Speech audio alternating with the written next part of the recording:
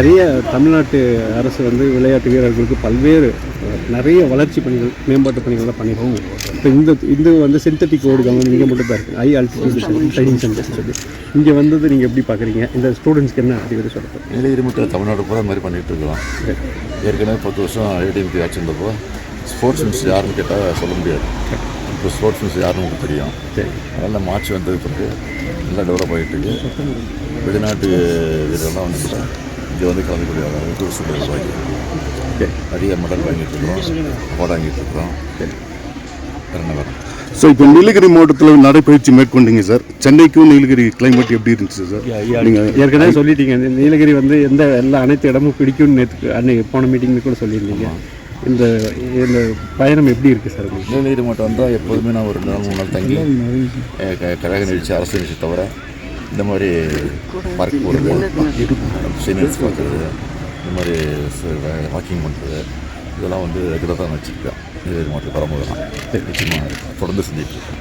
இந்த தீர்ப்பை எப்படி பார்க்குறீங்க? நான் வந்து போன பார்லிமெண்ட் எலெக்ஷன்லேயே இந்த பார்லிமெண்ட் எலெக்ஷன் இல்லை, அதுக்கு முதல்ல அந்த பார்லிமெண்ட் எலெக்ஷன் போய் ஏடிஎம்கே ஆட்சி இருந்தப்போ இந்த பொள்ளாச்சியில் என்ன நடந்துச்சுங்கிறது நம்ம தெளிவாக சொல்லியிருக்கேன். எலெக்ஷன் நேரத்தில் நாங்கள் எடுத்து ஆட்சிக்கு வந்தால் நிச்சயமாக உறுதியாக யார் குற்றவாளியோ அவங்க தண்டிக்கப்படுவார்.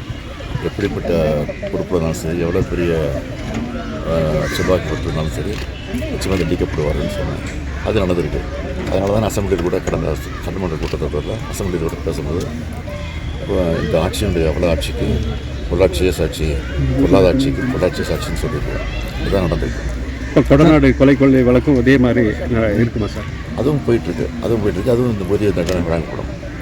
ஆனால் உடனே பழனிசாமி வந்து எடப்பாடி பழனிசாமி எதிர்கட்சியில் வந்து தான் இதுக்கு காரணம்னு சொல்லிட்டு இருக்காரு. அதே மாதிரி அமித்ஷா போய் பார்த்துட்டு இருந்தார். ஏன் பார்த்தாருன்னு நாட்டுக்கே தெரியும். 100 நாள் வேலை திட்டத்துக்கு நான் தான் சொல்லிட்டு வந்தேன் நிதி கொடுன்னு சொல்லி, மெட்ரோ திட்டத்துக்கு நான் தான் சொல்லிட்டு வந்தேன் சொல்லியிருந்தாரு. இந்த மாதிரி ஒரு அம்பக்கா ஒரு பொய் பித்தராட்டத்தை சொல்கிறது தான் பழனிசாமியோட வேலையாக இருக்குது. மக்கள் நல்லா தெரியும். சார், இந்தியாவிலே தமிழ்நாடு வந்து எல்லா விஷயத்தையும் நம்ம முன்னாடி வந்துடும் சார். இப்போ சமீபத்தில் கூட இந்த ஆப்ரேஷன் சிந்தூருக்கு சார் தலைமையில் ஒரு பேரணி போய் நல்ல வெற்றிகரமாக முடிஞ்சிருக்கு சார். ஆனால் அதிமுக சேர்ந்த செல்வராஜ் வந்து ராணுவ வீரர்களாக தெரியும், நாட்டுக்கு தெரியும். ஒரு கோமாளிங்க அவர். அதனால் அதை பெருசுப்படுத்த வேண்டியதில்லை, நான் பெருசுப்படுத்த விரும்புகிறேன். சார், ஆப்ரேஷன் சிந்தூர் எப்படி சிறப்பாக இருந்துச்சு. அதுக்காக தான் நாங்கள் வந்து ஆதரவு தெரிவித்து எங்களுடைய உணர்வை வெளிப்படுத்துவோம்.